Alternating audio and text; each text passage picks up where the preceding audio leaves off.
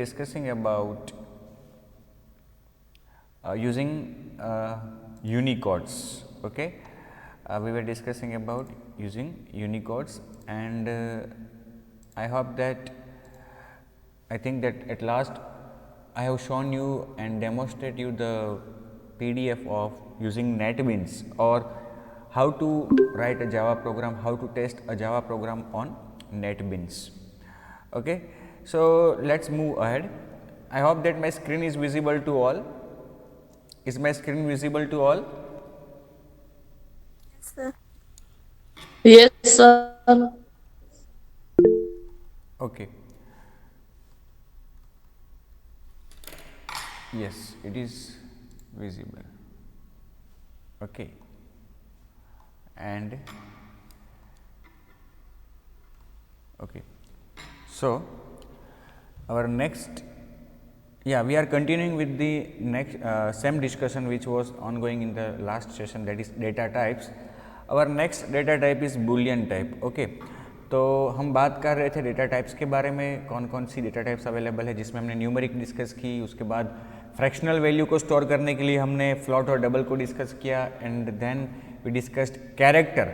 और यहाँ पे हमने कैरेक्टर में थोड़ा ज़्यादा डिस्कशन ये किया कि भाई दूसरी लैंग्वेजेस के कंपैरिजन में जावा में जो कैरेक्टर्स है वो अलग तरह से यूज़ किए जा सकते हैं, और उनका जो मेमोरी स्ट्रक्चर है वो भी थोड़ा अलग है। Java uses UTF-16 encoding for characters, and it supports all the Unicode characters available. So हमने ये देखा था कि हम अपने प्रोग्राम का आउटपुट अलग अलग भाषाओं में रिप्रेजेंट कर सकते हैं, क्लाइंट को जनरेट कर सकते हैं। उसके लिए हमें जो भी लैंग्वेज के कैरेक्टर्स हम यूज़ करना चाहते हैं उसके कोड्स हमें यूज़ करने होंगे, यूनिकोड्स। और मैंने आपको बताया था कि कौन कौन से यूनिकोड्स अवेलेबल है, और ये आप कहाँ से जान सकते हो कि किस लैंग्वेज के कैरेक्टर्स के लिए क्या यूनिकोड है। और यूनिकोड भी डेसिमल में भी अवेलेबल है और हेक्साडेसिमल में भी अवेलेबल है। कैसे लिखते हैं उनको ये भी मैंने बताया था, सिंगल कोट के अंदर /u करके।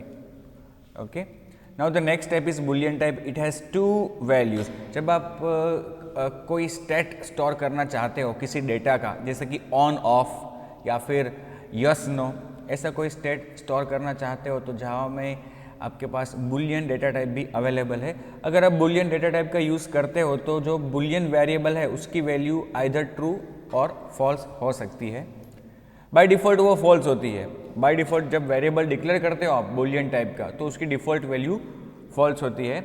It is used for evaluating logical conditions. इसका उपयोग जनरली हम कंडीशंस में करते हैं, कोई स्टेट स्टोर करके आगे जाके उसके ऊपर से कुछ डिसीजन हम ले सके, इसलिए। We cannot convert between integers and boolean values. A boolean value can control the if statement. Yes, हम boolean value को if statement में लिख सकते हैं, यूज़ कर सकते हैं। फॉर एग्जाम्पल मेरे पास अगर ऐसा कोई वेरिएबल है boolean answer, okay, for example मैंने ऐसा वेरिएबल लिया है, तो मैं डायरेक्टली किसी कंडीशनल स्टेटमेंट में इस तरह से लिख सकता हूँ, इफ़ आंसर। इसका मतलब क्या होगा कि आंसर की वैल्यू अगर ट्रू है तो ये कंडीशन ट्रू हो जाएगी, और इफ़ के बाद जो ब्लॉक लिखा है आपने वो एग्जीक्यूट होगा। और अगर आंसर की वैल्यू फॉल्स है तो इसका मतलब यहाँ पे फॉल्स मिलेगा, और इफ़ स्टेटमेंट के बाद जो ब्लॉक है वो एग्जीक्यूट नहीं होगा। और अगर following if is N Ls block, it will be executed, otherwise वो एग्जीक्यूट नहीं होगा। Simply the if statement will be skipped and the next statement following if will be executed। तो यहाँ पे डायरेक्टली आप बुलियन का यूज़ इस तरह से भी कर सकते हो, और इसी चीज़ को आप इस तरह से भी लिख सकते हो। अगर आप ट्रू के लिए चेक करना चाहते हो तो आप ऐसा भी लिख सकते हो, आंसर इक्वल टू ट्रू। लेकिन यही चीज़ इतना लिखने के बजाय डायरेक्टली आप ऐसा लिख के भी कर सकते हो, क्योंकि यहाँ पे बुलियन एक टाइप है हमारे पास, और इफ़ कंडीशन को भी जो रिजल्ट चाहिए, जो कंडीशन चाहिए, उसका रिजल्ट क्या होना चाहिए, ट्रू या फॉल्स। तो ये वेरिएबल ही ऐसा है कि जो डायरेक्टली ट्रू या फॉल्स हमें देता है, तो हम इस तरह से उसका उपयोग कर सकते हैं जावा में। डायरेक्टली हम स्टेटमेंट में उसको लिख सकते हैं, या तो फिर आप इक्वालिटी ऑपरेटर के द्वारा उसको कंपेयर भी करवा सकते हो ट्रू या फॉल्स से, depending on the situation of your program. See a simple example of boolean. The name of the class is bull demo. Then a main method is there. We have just declared a boolean variable b. Just declare. Now we have assigned it a value, that is false. Then we have print the value of b. It will be you can see here, it will be false. Okay. Now we are assigning value true, and again we are printing, so again its value will be true. Now see, boolean value can control the if statement. Yes, देखो मैंने अभी जो आपको example दिया था कि if directly b, आप ऐसा लिखते हो, इसका मतलब क्या होता है कि if b equal to true, इसका मतलब ये होता है कि if b का मतलब अगर b ट्रू है तो, और अभी b ट्रू है तो ये कंडीशन ट्रू हो जाएगी, और यहाँ पे जो लिखा है वो एग्जीक्यूट होगा, दिस इज एग्जीक्यूटेड, तो प्रिंट हुआ आएगा दिस इज एग्जीक्यूटेड। अगेन आप b को फॉल्स करते हो और फिर लिखते हो इफ b, तो ये जो कंडीशन है वो क्या चेक करती है कि क्या b की वैल्यू ट्रू है, लेकिन अभी तो b की वैल्यू फॉल्स है, तो ये कंडीशन यहाँ पे फॉल्स कंसिडर होगी, और इफ के बाद जो लिखा है आपने वो एग्जीक्यूट नहीं होगा, तो आउटपुट में ये चीज़ आपको देखने को नहीं मिलेगी। देखो यहाँ पे वो स्टेटमेंट नहीं है। ओके, उसी तरह से यहाँ पे हमने एक रिलेशनल एक्सप्रेशन का आउटपुट डिस्प्ले किया है। देखो जावा में बहुत सारे ऑपरेटर्स हैं जिसकी चर्चा इस चैप्टर के अंत में होगी। अरिथमेटिक है, लॉजिकल है, रिलेशनल है, तो उसमें से जो रिलेशनल और लॉजिकल ऑपरेटर्स है जनरली उनका जो आउटकम होता है वो बुलियन वैल्यू होता है। क्या होता है? बुलियन। मतलब कि आप ऐसा लिखते हो a ग्रेटर देन b, तो यहाँ पे आपने रिलेशनल ऑपरेटर को यूज़ किया है ग्रेटर देन, और इसका रिजल्ट क्या होगा? अगर a b से बड़ा है, value of a is greater than b, then the outcome of this expression will be true, otherwise false. तो कहने का मतलब यहाँ पे जो रिजल्ट आएगा वो भी क्या आएगा? अ बुलियन वैल्यू, ट्रू या फॉल्स। इसीलिए यहाँ पे देखो वो डेमोस्ट्रेट किया है। केवल हमने क्या लिखा यहाँ पे 10 ग्रेटर देन 9 इज, ये पहले हमने स्ट्रिंग डिस्प्ले की 10 ग्रेटर देन 9 इज, आउटपुट में आया। फिर उसमें कॉन्केट किया हमने एक एक्सप्रेशन को, एक रिलेशनल एक्सप्रेशन को 10 ग्रेटर देन 9। यस, 10 जो है वो 9 से बड़ा है, तो यहाँ पे रिजल्ट क्या आएगा? ट्रू, और आउटपुट में भी कॉन्केट हो जाएगा true, 10 greater than 9 is true. तो ये एक सिंपल सा एग्जाम्पल है जिसमें हमने बुलियन का यूसेज देखा थोड़ा बहुत। नाउ एक another example which is a part of your syllabus and also it is given in your textbook, so we are discussing it here. A simple example, आपको शायद याद होगा पिछले हफ्ते शनिवार को ही हमने एक ऐसे ही 2 प्रोग्राम डिस्कस किए थे, try this 1-1 and try this 1-2। वो जो था प्रोग्राम वो गैलन्स और मीटर्स का, गैलन्स और लीटर्स का था, शायद आपको याद हो,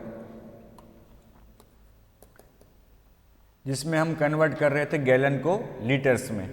ओके, यहाँ पे नेक्स्ट चैप्टर से हमें एक एग्जाम्पल दिया गया है। ओके, और इस एग्जाम्पल में क्या किया है? Compute the distance to a lightning strike whose sound takes 7.2 seconds to reach you.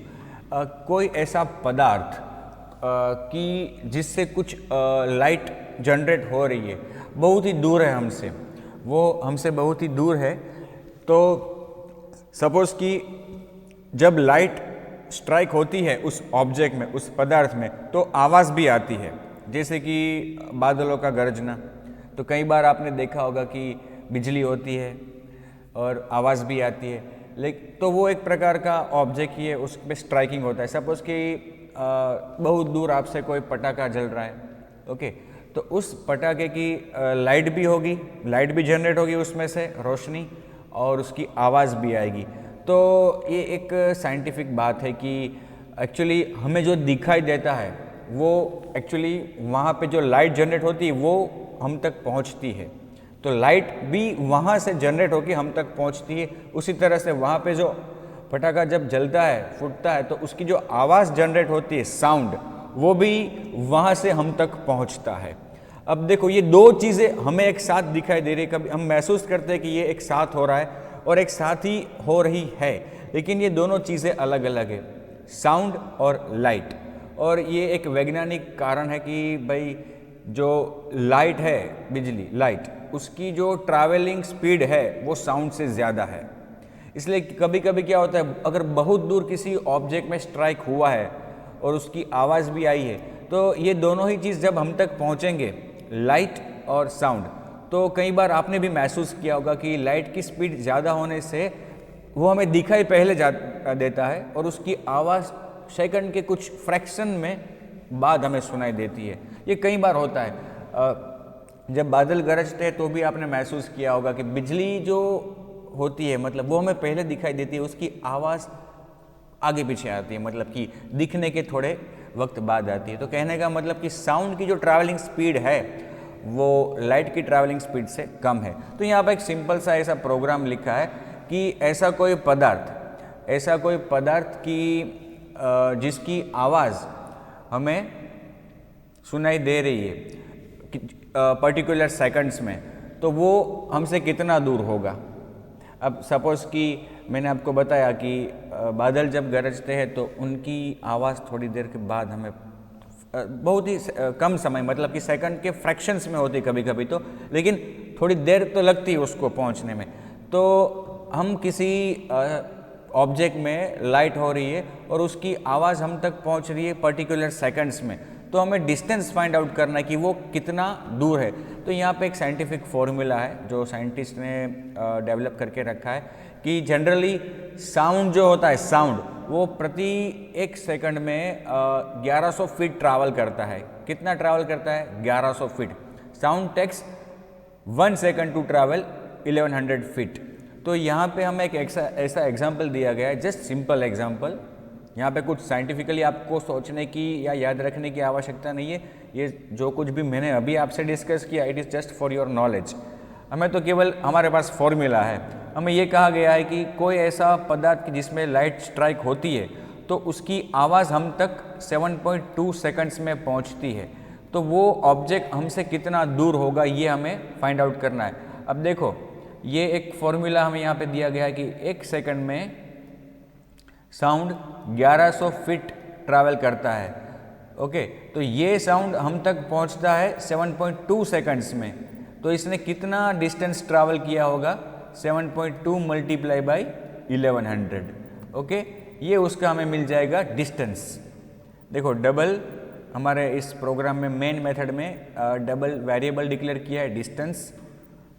Distance is equal to 7.2 multiply by 1100। Okay, the lightning is this much far from us. Okay, तो ये एक simple सा programme है जिसमें हमने एक arithmetic operation perform किया है। ओके, ये फॉर्मूला आपको याद रखने की आवश्यकता वैसे नहीं है। ओके, बट इजीली आपको समझ में आए ऐसा फॉर्मूला है। Okay, now our next topic is literals. Literal मानो कि आप उसको कांस्टेंट भी कह सकते हो। You can also pronounce them as literals. In Java, literals refer to fixed values that are represented in their human readable form. जैसे कि a, b अगर इंटीजर्स है तो ये ह्यूमन रीडेबल नहीं, क्या है इसके अंदर, ये तो वेरिएबल्स है। लेकिन आप लिखते हो 10 तो ये हम मनुष्य को भी पता चलता है, ह्यूमन बीइंग को भी पता चलता है कि ये एक पूर्णांक संख्या है 10। For example, the number 100 is a literal. Literals are also commonly called constants. जैसे कि ये यहाँ पे एग्जाम्पल दिया, 100 जो है वो एक लिटरल है और कभी कभी लिटरल को कांस्टेंट भी कहा जाता है, अलबत्त वो कांस्टेंट ही है। अब जावा में जो लिटरल्स है उसके लिए क्या क्या चीज़ें रखी गई है, कौन कौन से तरीके हैं हम उसको यूज़ कर सकते हैं। अलग अलग नंबरिंग सिस्टम भी है और अलग अलग टाइप्स भी अवेलेबल है। तो कब क्या यूज़ किया जाता है ये एक बार देख लेते हैं। Java literals can be of any of the primitive data types. Primitive types मतलब कि ये जो हम डिस्कस कर रहे हैं, integer, short, byte, double etcetera. Float. Character constants are enclosed in single quotes. देखो जो कैरेक्टर कांस्टेंट होता है उसको हम सिंगल क्वॉट में लिखते हैं, फिर वो कोई भी कैरेक्टर हो सकता है, जैसे कि यहाँ पे ये स्मॉल ए है, यहाँ पे परसेंटेज की साइन है।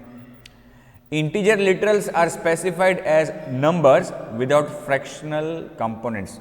इंटीजर्स मतलब कि पूर्णांक संख्या जो होती है उसको हम लिखते हैं फ्रैक्शन पार्ट के बिना, उसको फ्रैक्शन पार्ट नहीं होता। Floating point literals require the use of decimal point followed by the numbers fractional component. और जो फ्रैक्शनल कंपोनेंट होते हैं उसको हम पॉइंट के साथ मेंशन करते हैं, पॉइंट के बाद उसका जो फ्रैक्शनल पार्ट होता है वो होता है। By default integer literals are of type INT। अब जावा में जब आप ऐसा लिखते हो 15 फॉर एग्जांपल, तो ऐसा डेटा जो होगा आपका ऐसा कांस्टेंट, उसको कौन सी टाइप मानी जाएगी? INT, मतलब कि इंटीजर टाइप।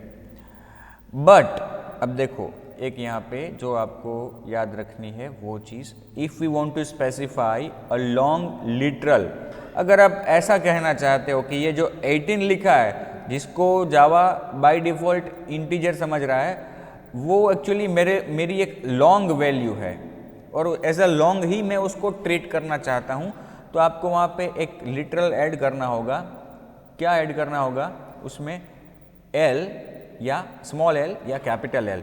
तो अगर आपका ये 18 जो है वो लॉन्ग वैल्यू है तो आपको उसे प्रोग्राम में ऐसे लिखना है, 18L स्मॉल में या L capital. By default floating point literals are of type double. अब जब आप कोई भी फ्लोटिंग वैल्यू लिखते हो, मतलब कि फ्रैक्शनल कंपोनेंट वाली कोई वैल्यू लिखते हो, जैसे कि इस तरह से, तो ये बाय डिफ़ॉल्ट डबल कंसीडर की जाएगी। कैसी? डबल। बट आप सपोज़ कि ये आप एज ए फ्लॉट उसको ट्रीट करना चाहते हो तो उसमें आप जोड़ सकते हो स्मॉल f या कैपिटल F, दोनों में से कोई एक कैरेक्टर। ओके। और डबल वैल्यू कंसीडर करने के लिए हम स्मॉल d या कैपिटल D भी लिख सकते हैं, लेकिन उसकी आवश्यकता नहीं रहती, क्योंकि जब हम लिटरल यूज़ नहीं करते तो बाय डिफ़ॉल्ट फ्रैक्शनल वैल्यू जो है वो ऐसी वैल्यू को डबल ही कंसीडर किया जाता है। Although integer literals create an integer value by default, they can still be assigned to variables of type character, byte or short, as long as the value being assigned can be represented by the target type। हाँ देखो, no doubt कि आप जब भी अपने programme में ऐसी कोई वैल्यू लिखते हो तो उसको इंटीजर ही माना जाता है, ओके, बाय डिफ़ॉल्ट। लेकिन इस तरह की कोई भी वैल्यू हो उसको आप इंटीजर के अलावा बाइट, शॉर्ट में भी और कैरेक्टर में भी इसको असाइन कर सकते हो। लेकिन एक चीज़ यहाँ पे ध्यान में रखनी है कि ये जो वैल्यू हम उसको दे रहे हैं वो उसकी रेंज में होनी चाहिए, तो ही वो उसको स्टोर कर पाएगा, अदरवाइज वहाँ पे डेटा लॉस हो जाएगा। An integer literal can always be assign to a long variable, और इंटीजर वेरिएबल है वो हम लॉन्ग को भी असाइन कर सकते हैं। वो ये तो स्वाभाविक बात है, क्योंकि लॉन्ग तो इंटीजर से बड़ा है, तो इंटीजर की जो वैल्यू होने वाली वो तो छोटी होगी, क्योंकि इंटीजर जो है जावा में वो 4 बाइट ऑक्यूपाई करता है और लॉन्ग जो है वो 8 बाइट ऑक्यूपाई करता है। तो इसमें तो कोई शंका का प्रश्न ही नहीं है, क्योंकि इंटीजर तो छोटा है और छोटा डेटा तो हम बड़े टाइप को असाइन कर ही सकते। ये चर्चा हमने इसलिए की क्योंकि इंटीजर इन तीनों से बड़ा है, बाइट, शॉर्ट और कैरेक्टर से, इसलिए ये चर्चा हमने की कि इंटीजर वैल्यू भी हम बाइट, शॉर्ट और कैरेक्टर को असाइन कर सकते हैं, लेकिन उसकी रेंज में होनी चाहिए। और इंटीजर तो पूरा लॉन्ग की रेंज में है ही, इसलिए वहाँ पे कोई ऐसी कोई पाबंदी नहीं है। Beginning with JDK 7, you can embed one or more underscores into an integer or floating point literal. Doing so can make it easier to read values consisting of many digits. When the literal is compiled, the underscores are simply discarded. देखो JDK 7 से ये भी एक हमें वो दिया गया है, मतलब कि सुविधा दी गई है कि आपके प्रोग्राम में आप जब इंटीजर लिटरल्स का यूज़ करते हो तो उसमें अगर बहुत बड़ी वैल्यूज़ है तो आप उसमें बीच बीच में अंडरस्कोर भी चाहो तो लगा सकते हो, इस तरह से। बट ये जो आपकी वैल्यू है जिसमें आपने बीच बीच में अंडरस्कोर रखा है, ये जब कंपाइल होगा तो कंपाइल होने के बाद तो अंडरस्कोर रिमूव हो जाएंगे और जो वैल्यू जनरेट होगी वो इस तरह से होगी। लेकिन प्रोग्रामर की सुविधा के लिए ये भी पॉसिबल है कि आप इंटीजर में बीच बीच में अंडरस्कोर्स रख सकते हो।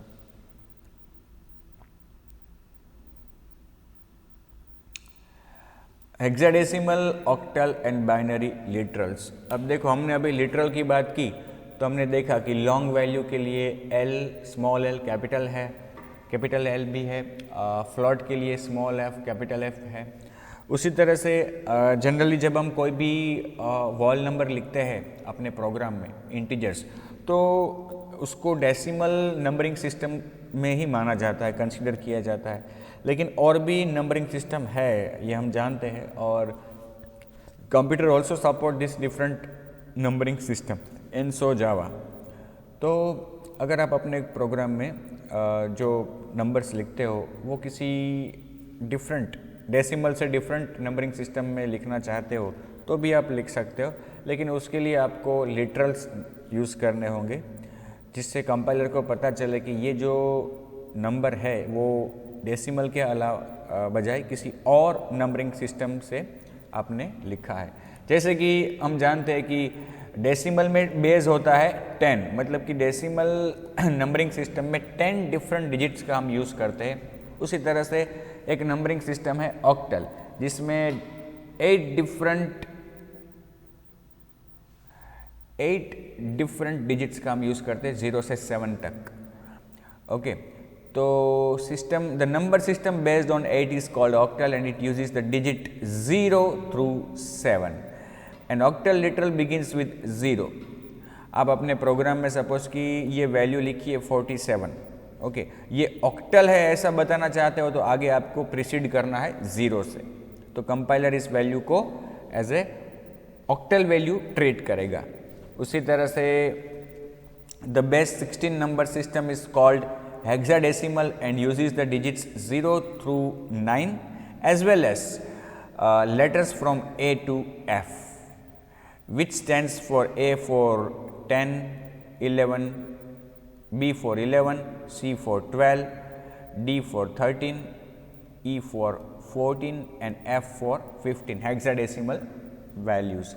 A hexadecimal literal begin with 0 small x or 0 capital X. You can write like this. It is a hexadecimal value which is preceded by 0x. तो ये अलग अलग नंबरिंग सिस्टम में भी आप डिस्प्ले कर सकते हो। डिस्प्ले तो ठीक है, लेकिन यूज़ कर सकते हो अपने नंबर्स को। एडिशनली बाइनरी के लिए भी हमें यहाँ पे फ्रॉम JDK 7 सुविधा दी गई है। From JDK 7 it is possible to specify an integer literal by use of binary. For that we need to precede the binary number with 0b or 0b, means either small b or either capital B, and we can write like this 0b then our binary value. Okay.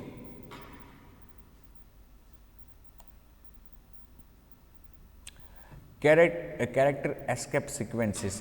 देखो, हर programming languages में कुछ characters ऐसे होते हैं कि जिनका particular meaning होता है प्रोग्रामिंग लैंग्वेज के हिसाब से।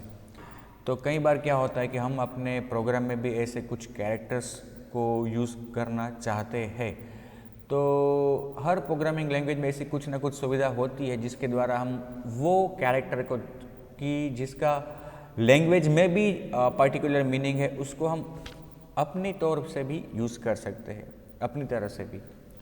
बट उसके लिए क्या होता है, एस्केप सीक्वेंस होता है कि जो हमें उसके साथ यूज़ करना रहता है।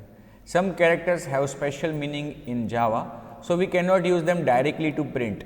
जैसे कि स्लैश है तो उसका मीनिंग है वो पाथ सेपरेट करने के लिए यूज़ होता है। सिंगल कोट का भी मीनिंग है, वो कैरेक्टर के लिए यूज़ होता है, कैरेक्टर को एनक्लोज्ड करने के लिए डबल कोट्स का भी मीनिंग है। इस तरह से ऐसे बहुत सारे कैरेक्टर्स है सेमीकोलन कि जिसका लैंग्वेज में मीनिंग ऑलरेडी डिफाइन हुआ है। So Java provides special escape sequences which are also known as backslash character constants, backslash character constants, जिसके द्वारा हम ऐसे कैरेक्टर्स को भी अपने प्रोग्राम में अपने हिसाब से यूज़ कर सकते हैं। These sequences are used in place of the characters that they represent. ये जो एस्केप सीक्वेंसेस है या तो जिसको हम कहते हैं बैकस्लैश कैरेक्टर कॉन्स्टेंट्स, उसको हम पर्टिकुलर कैरेक्टर की जगह पे यूज़ कर सकते हैं जो हम यूज़ करना चाहते हैं। देखो यहाँ पे पूरा लिस्ट दिया गया है। अगर आप सिंगल कोट यूज़ करना चाहते हो, सिंगल कोट, तो उसके लिए आपको एक बैकस्लैश और फिर सिंगल कोट इस तरह से लिखना होगा। अगर आपने डायरेक्टली सिंगल कोट लिखा तो वो प्रिंट नहीं होगा, आपको उसके आगे एक बैकस्लैश करना पड़ेगा, ठीक है। फिर अगर आप डबल कोट्स भी डिस्प्ले करना चाहते हो तो उसके लिए आपको एक बैकस्लैश आगे करना पड़ेगा। मतलब कि ऐसे जितने भी कैरेक्टर्स हैं उन सबको हमें प्रिसीड करना होगा एक बैकस्लैश से। ऐसे कैरेक्टर्स की जिनका लैंग्वेज में पर्टिकुलर मीनिंग है, वो कहने का मतलब क्या है कि आप अपने प्रोग्राम के आउटपुट में ऐसा डिस्प्ले करना चाहते हो /n, तो आप अपने प्रोग्राम में ऐसा लिखोगे system.out.println, फिर डबल कोट्स के अंदर आपने लिख दिया /n, तो वो /n प्रिंट होके नहीं आएगा। एक्चुअली वो तो लाइन फीड करेगा। क्या करेगा? लाइन फीड करेगा। लेकिन हमें तो आउटपुट में /n दिखाना है प्रिंट करवा के, तो आगे एक हमें क्या करना होगा? आगे एक बैकस्लैश जोड़ना होगा, ओके। फिर जाके ये आउटपुट में /n आएगा। उसी तरह से आप डबल कोट्स को डिस्प्ले करना चाहते हो, सपोज कि आप अपने प्रोग्राम के आउटपुट में डिस्प्ले करना चाहते हो ऐसा,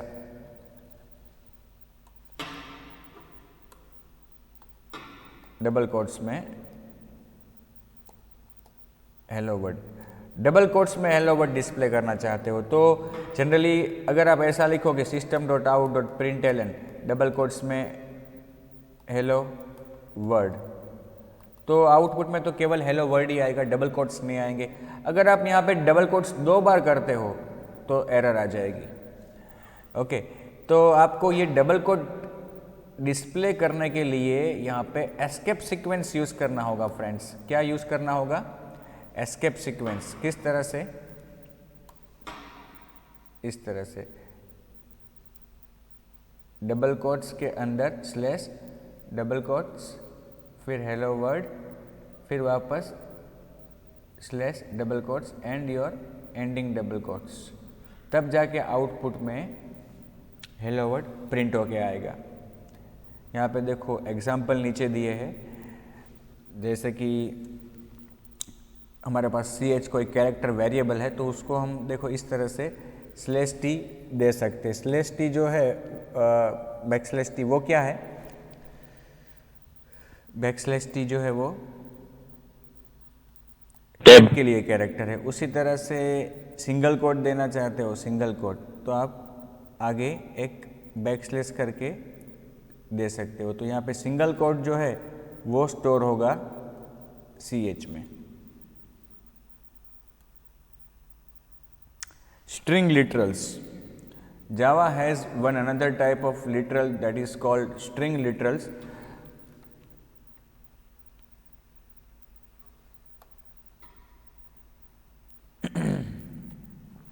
A string is a set of characters enclosed by double quotes. जावा में डबल कोट्स के अंदर हम जो कुछ भी लिखते हैं उसको क्या माना जाता है?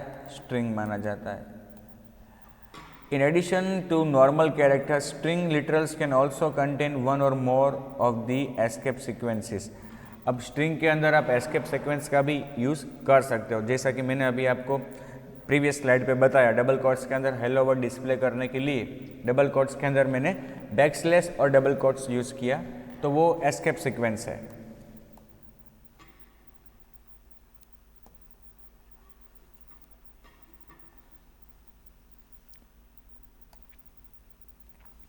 यहाँ पे एक सिंपल एग्जांपल दिया है हमें स्ट्रिंग कांस्टेंट का, क्लास का नाम है strdemo, हमारी मेन मेथड, और उसके अंदर सबसे पहली लाइन में हमने system.out.println के द्वारा प्रिंट करवाया फर्स्ट लाइन, फिर /n, तो वो क्या करेगा, लाइन फीड नेक्स्ट लाइन में ले जाएगा बाकी का जो है। तो सेकंड लाइन जो है वो नेक्स्ट लाइन में आएगी। पहले आउटपुट में क्या आएगा, फर्स्ट लाइन, फिर नेक्स्ट लाइन में आएगा सेकंड लाइन, फिर system.out.println a/t, तो वो टेब छोड़ेगा, उसके बाद बी प्रिंट होगा, उसके बाद वापस टेब और सी ए प्रिंट हुआ, फिर टेब, बी प्रिंट हुआ, टेब, सी, उसी तरह से डी ई एफ। तो यहाँ पे स्ट्रिंग लिटरल्स या स्ट्रिंग कॉन्स्टेंट्स के अंदर हमने एस्केप सीक्वेंस का यूज़ किया। नाउ वेरिएबल्स, देखो वेरिएबल की चर्चा हमने पहले भी की हुई है और यहाँ पे हम थोड़ा उसको डीपली उसके बारे में डिस्कशन करेंगे। Variable in Java can be defined using the syntax like this. Type लिखोगे आप पहले डेटा टाइप जैसे कि इंटीजर, फिर स्पेस और वेरिएबल का नेम जैसे कि num1। Type is the data type of the variable. Every variable must have a type. The capabilities of a variable is determined by it's type. Variable में हम क्या कर सकते हैं, वेरिएबल क्या करने को सक्षम है, वो सब कुछ डिसीजन उसकी टाइप के ऊपर से आता है। किसके ऊपर से, उसकी टाइप के ऊपर से। Type of a variable can not be change during its life time. एक बार टाइप डिफाइन हो गई, डिक्लेयर हो गई, उसके बाद during the execution of the program we can not change the data type of the variable. Not that all variables in Java must be declared prior to their use। या जावा में आप variable को उसके declaration किए बिना use नहीं कर सकते हो। हाँ, ये हो सकता है कि जहाँ पे यूज़ करना है वहीं पर डिक्लेयर करके इनिशियलाइज करके यूज़ भी करो, लेकिन डिक्लेयर नहीं किया है तो आप उसको यूज़ नहीं कर पाओगे। It is necessary because the compiler must know what type of data a variable contains before it can properly compile any statement that uses the variable। और ये आवश्यक है, वेरिएबल को डिक्लेयर करना आवश्यक है, क्योंकि कंपाइलर जब आपके प्रोग्राम को कंपाइल करता है और उस लाइन को, उस स्टेटमेंट को जब वो कंपाइल करता है जिसमें आपने वेरिएबल को लिखा है, तो उसको मालूम होना चाहिए कि ये वेरिएबल में किस प्रकार का डेटा हो सकता है। इसलिए इनिशियलाइजिंग वेरिएबल्स, जैसे हम वेरिएबल को डिक्लेयर करते हैं उसी तरह से डिक्लेयर करते वक्त वेरिएबल को हम वैल्यू भी असाइन कर सकते हैं, और इसको क्या कहते हैं, इनिशियलाइजेशन कहते हैं।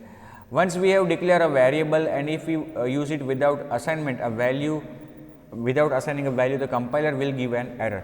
अगर हम जावा में अगर हम वेरिएबल को डिक्लेयर करते हैं और फिर डायरेक्टली उसको वैल्यू दिए बिना यूज़ करते हैं तो एरर है।